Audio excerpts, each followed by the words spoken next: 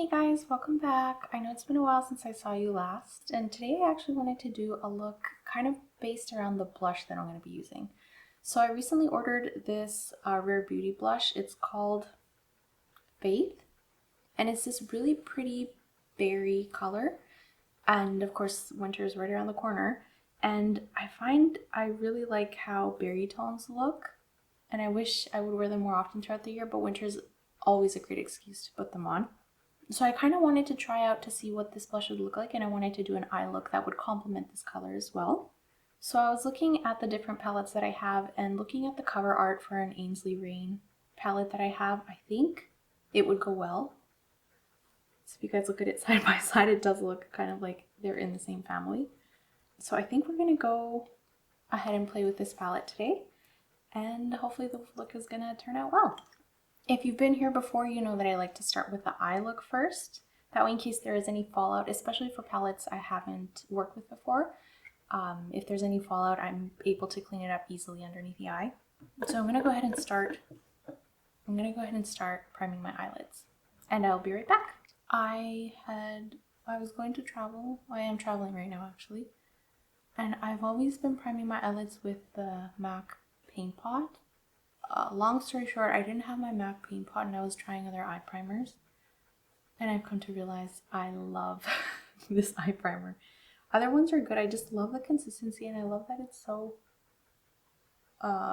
it's like a thick concealer basically, and it just cancels out any type of discoloration or veins you might have on your lid, and it gives you a great blank canvas to start your eyeshadow look with. I've been out of the loop for a while. I haven't been watching any makeup stuff. Just, you know, life gets busy. So I feel like I'm out of the loop completely. I have to see what trends are going on. Alright, my eyes are primed. I'm going to go ahead and start with actual colors of the palette. I'm starting to wish I would have washed my brushes before starting this a couple days ago. They all have different colors. Just so you guys get some context, look at all the different colors my brushes have. I'm going to try to use a little color switch in between to get rid of any pigment they might have, but it would have been better to actually wash them. So this is your yearly or monthly reminder to wash your brushes. Alright, so looking at the blush I'm going to be using, I really want to complement the color it has. So I think on camera it doesn't look as close, but we'll try. I'm going to go with this dark purple in the outer corner. So I'm just going into that purple. I haven't tried these colors out before, but wow. That picked up so much. Of course, it's very pigmented. Wow, this is just the one swipe in the palette. I'm gonna go back for some more. When I'm trying out new palettes, I like to start with the darkest color sometimes, depending on the consistency of the formula. Depending, of course, the quality of the formula. You might be able to like really blow out one shade into this very beautiful, it looks kind of like a gradient of darkest to lightest. I think that's something that the Pat McGrath palettes are really good for. You can pick up the darkest shade and you can make it work as a transition shade if you like smoke it out or blow it out, I guess. And with other palettes that might not have the same quality, you kind of get one flat color even if you try to blow it out, so you don't get that depth within the one shade. So far these are really promising, and especially with a palette like this one where you do have the deepening shade but you don't really have anything that's going to complement that purple to make it lighter. I think smoking it out or blowing it out a lot is going to help. You can always add a little bit of depth by adding that dark shade. But a little bit takes you a long way. Okay, I'm going to switch to a slightly more defined brush. And I'm going to see if I can build it up. I'm getting so tongue-tied. I'm going to see if I can build up the depth on the outer corner with that same color. I've been contemplating getting some sort of bang for a while now. But I obviously haven't done it yet. There's just so much commitment, but they can look so pretty. So I don't know. So far it's not building up that much depth like I thought it would. So I'm actually going to go in with that darker color, the black. It's like a grayish black. See how this layers on top. Hopefully it doesn't get patchy. But that purple shade is beautiful. It did blend out very easily. Okay, that's better. I'm just going to take a blending brush without any shadow on it, and I'm going to see if I can smooth out the edges on the purple a little bit more. I think that's going to have to do for now, and I'm going to go on to the other colors. Okay, this gray color is really calling me, so I'm going to go ahead with this gray color and apply it to the inner, what would this be? The inner corner of my crease. Oh, very pretty. Did that do anything? I can tell here in front of the mirror it does look like it did. I think it just sets a good foundation for the color, like the sparkle that I'm going to go in with. So I'm going to put it on the lid as well, a little bit on the inner corner there. It can be so inspiring to see like the color stories that some palettes have. It'll force you to think of, you know, different combinations for colors to go together. I'm going to go ahead with the sparkle or the shimmer here between the purple and the gray. Oh, it looks so pretty. I think that should complement both colors. Yeah, it has like a purple to blue to pink shift slightly. So I think it's going to pull the gray, borderline blue. It's going to go well with this. This is so pretty. And it's so simple. And of course, liner and lashes can really complete the look. I'm going to try some different techniques for my face today compared to what I'm used to doing. I don't know if you guys can tell, but the shimmer is really pretty. I just want to keep layering it on. It's so pretty. And because I do have my hooded lids, I like to bring it up a little bit higher so you can actually see it when my eyes are open. Otherwise, if I were to just stick on the lid here, when I open it, it all disappears. That was a super simple, how many? 1, 2, 3, 4 color combo on the eye. I should have probably done the skin prep before the eyes just to give it a little bit more time to soak in, but I'll just do it now. I closed these up because I was traveling so they wouldn't leak, and I closed them really well. I can't open them. Oh my goodness. Yay! Force worked. Oh no. I totally got my forehead dirty. You guys know my favorite combo, the hydrating spray and the sunblock. I misplaced my lotion, but I'm just going to go with these two for today. I'm going to go ahead and prime with the e.l.f. Poreless Putty Primer. And I'm just going to put it in the parts where I feel my pores are the most visible. I feel like I'm in between shades right now for foundation, so I've just been mixing two of my Estee Lauder Double Wear shades to make my own. And I'm going to try to go a little bit lighter with the foundation today. Coverage, not tone. So I just mix them both on my hand, and I'm going to put them all over the face, but I have a lot of redness towards the center of my face. So I'm going to focus a lot of the color here, and then that way when I spread it out, the demarcation line is very soft, and it just gives me the coverage in the areas that I need. So as always, I like to fully coat my brush evenly, that way it will apply to the face evenly, and then I just drag it out to spread it in the areas that I want the coverage in. I love this foundation. I feel like it's so timeless, and I've tried other ones and I always come back to this one. Because it can be whatever you want it to be. It can be full coverage, it could be light coverage. It all depends how you apply it. The longevity is there. It doesn't crease for me. It doesn't transfer either. It's everything I could possibly want in a foundation. So I've tried other ones, and sometimes the finish is different or seems more promising, but I always come back to how it doesn't crease for me and it doesn't transfer. So longevity. I had to mix a little bit more on my hand, and I'm just going to put it to the areas that I want just a tiny bit more coverage on. And I'm just going to pat around everywhere now to make sure it's blended in very softly and you can't see any like brush strokes. Alright, that's a pretty good base now. I'm going to go in with a concealer to provide extra coverage for the areas I feel need it. And again, I'm going to use my favorite duo here. It's the e.l.f. Hydrating Camo Concealer as well as the Maybelline eraser. I'm going to have to buy some more of the e.l.f. one soon. And I'm just going to go inner corners of the eye, the outer corner, around my nose, and that'll be it for today. We're not going for perfection. I've been rewatching Gilmore Girls. So I watched it a long time ago, not when it was on air, but I watched it after it had come off air. And wow, it's interesting to rewatch it as an adult. I definitely have different feelings towards everything. At the time, I think because I was around my teens, I definitely justified the mom, Lorelai, in what she was like.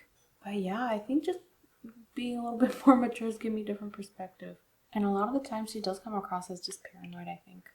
So I just went in with the Maybelline eraser to brighten up a couple more areas. I want to do like a navy blue look shortly too, just because I feel like there's a lot of blue palettes coming out. And the type of blue that I think is a little bit more friendly to wear is a navy blue, so something less bright.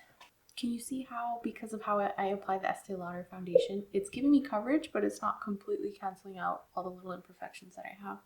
I'm going to go ahead and use the same foundation brush that I had applied the foundation with, just to pat out in the areas that I applied the concealer on, so that it can blend out a little bit better with the foundation, and again, get rid of any brush strokes. I've never been a fan of sponges. I feel like they soak up a lot of product, so you get less payoff when using more color. So, aka you waste product.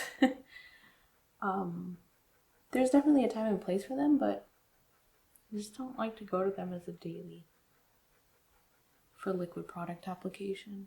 I've been such a diehard for brushes since forever, and I don't regret it. I'm going to make sure I don't have any creasing underneath my eyes, and I'm going to go and set it with some pressed powder. This is just the IT Cosmetics by Pores pressed powder.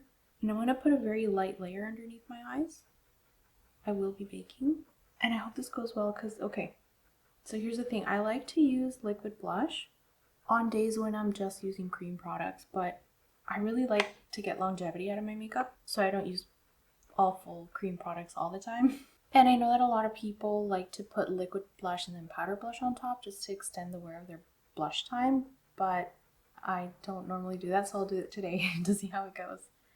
I just opened up a new, what are these called? Container of the loose powder.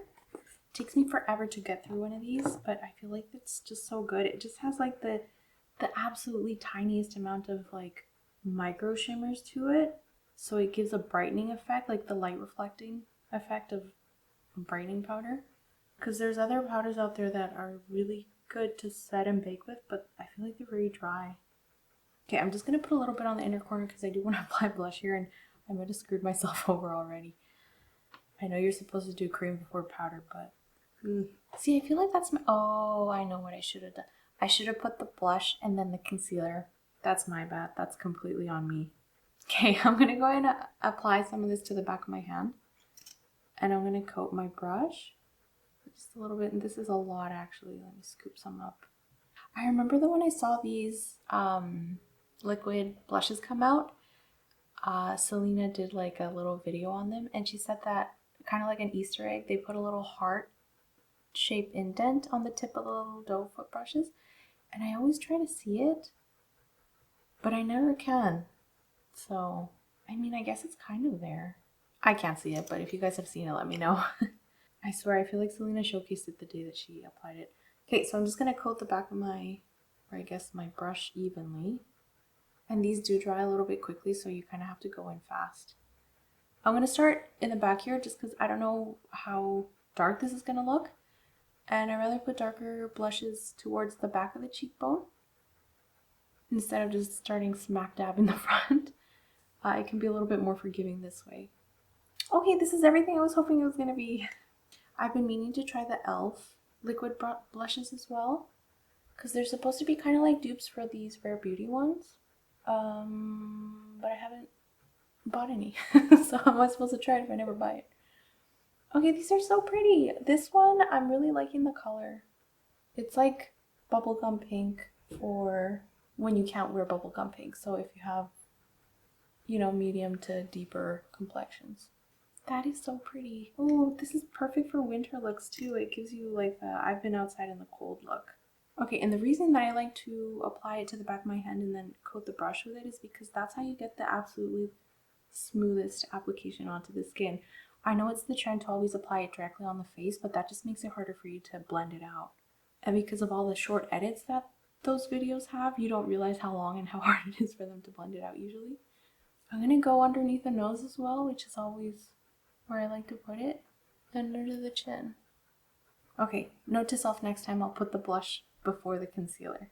I'm going to go ahead and continue with the rest of what I would normally do, which at this point would be to put loose powder on the rest of my face. Sorry, press powder on the rest of my face. And I'm going to go in with the Sephora Micro Smooth. It comes in like a little dome shape. This is such a good microfine powder to put all over the face. I didn't have the right color a little while back, so I was trying different powders, and there's just nothing beats this one. I feel like it smooths everything out, and maybe it's, you know, in combination with what I normally put on. It was just, I couldn't find anything like it. And I was trying the Hourglass, those Radiant Ambience powders, and it just, nothing came close to this one. So this one, I think it's one of those things where when you start using it, you might not notice the difference. But if you stop using it, that's when you'll notice the difference. And if you guys saw my skin up close, you would realize it's not poreless or absolutely like perfect. But when I wear this powder in person, I do get a lot of compliments for my skin looking very smooth or like baby soft. And it's not. But I was just going in with my baking powder. This is the KVD Translucent. It's the only one they have. And I'm just applying it with a dry sponge underneath the eyes to bake heavier. I saw this hack recently for how to avoid the little smile lines, and I'm not going to give it away, but I'm going to make a video testing it out. And I'm going to go and do my eyebrows now. I feel like this is a weird order, but this is what I usually do, and it works well. So I'm just using the Anastasia Beverly Hills pomade, and I'm going to coat a very fine, this is a brow brush. It has a curve shape instead of the typical sharp edge shape. And I'm going to brush my brows up, and I'm going to try to do kind of like hair strokes. Okay, this is coming out bushier than I intended to, but I guess we're committing now. I have to find a different brush, I think, to do my brows with. It's alright, we'll make it make sense later. Right? Wow, look at the difference. This pomade is also one of those things where, what was it, like 2014, 2016? The blocky brows, I think honestly we were all just using it wrong. Because if you apply this with light brush strokes, it's going to give you more soft, natural looking brows. And it lasts a long time. I'm just going to go in with some brow powder now, and I'm going to go in with the darker side. And I'm going to apply that towards the arch of the brow on both sides. And then I'm going to go in with a lighter color just towards this front portion. So I'm just going to brush that in the front portion of the brows. So there's some product and color. I really like these two-tone brow powders. I think they're really good for giving you depth and like a more realistic looking brow compared to if you just use like one flat color for everything. Okay, this came out a little bit bushier looking than I intended. I'm going to brush off the baking now, and I'm going to go ahead and bronze the rest of the face. Oh, I love this color, and it's, oh, sorry, I'm talking about the blush now.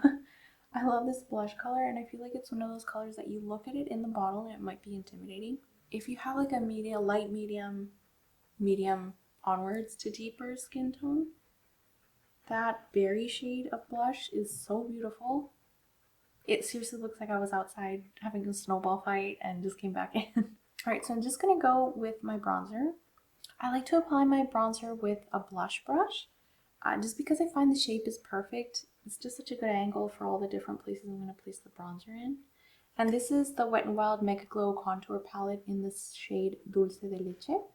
So I'm going to go ahead and apply it to the top corners of my forehead. And always keep in mind that your bronzer placement might be slightly different based on your face shape. Typically you do just want to give it that like, I go outside and I'm not indoors all the time type of look. So just wear when you get a tan, or where you would look sun-kissed. Top of the forehead, I'm going to go parallel to my cheekbone here. So this is the highest placement. I'm just going to go right underneath here. I don't like to go in the hollows. That would be a better place for contour, which I don't do often either. And I'm going to join it up top to that bronzer I put here. And again, underneath the nose for me. Under the chin, and I like to do downward strokes. So I don't go horizontally on the jawline. I actually do downward strokes. I got a little bit excited with the one under my nose.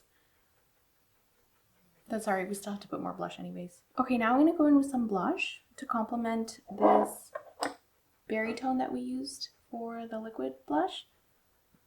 Cream? Liquid? I think it's liquid. I'm going to go ahead and use a powder that complements that color. So I'm going to use the Blend Bunny Cosmetics Bare Cheeks palette. Alright, so holding up the colors and this one, I think this shade comes the closest. So this one's called Stripped.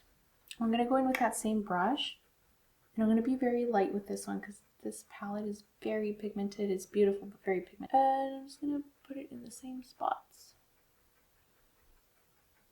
I feel like this looks stronger on camera than in person. Can you notice a difference? I can, but it looks good. I like it. I find these blushes are very pigmented. They last a long time. They are not necessarily the easiest to blend out, like they don't blend themselves out, but if you have the patience and the time for it, they're very much worth it.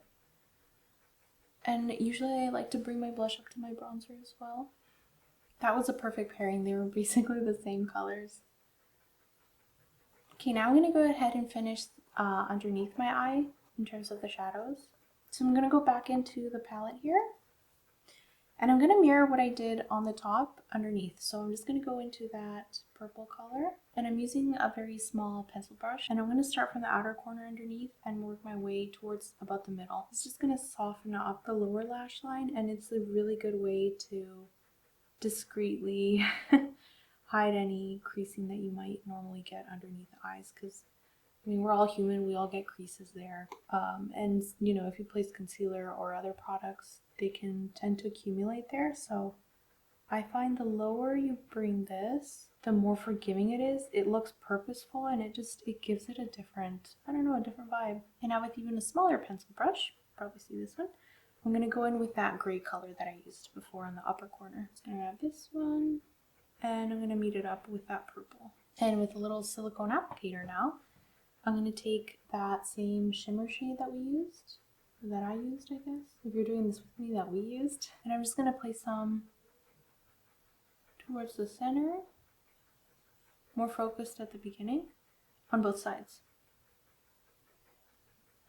So if you're kind of experimenting with using shifty shades for shadows, for shimmers that are like multi-chrome or duochrome, if you are using two of the colors that are in the shimmer shade, so in this case, you know, literally the one that was in between the two and has that shift, this is a good way to kind of make a look that looks very well thought out, purposeful, and even like it would have taken you a long time without really taking much effort because the colors do all the work. Something I almost forgot to do is that I'm going to take a white shade and I'm just going to apply it to the inner corner here just to brighten that up a little bit before I go in with any of the shimmer.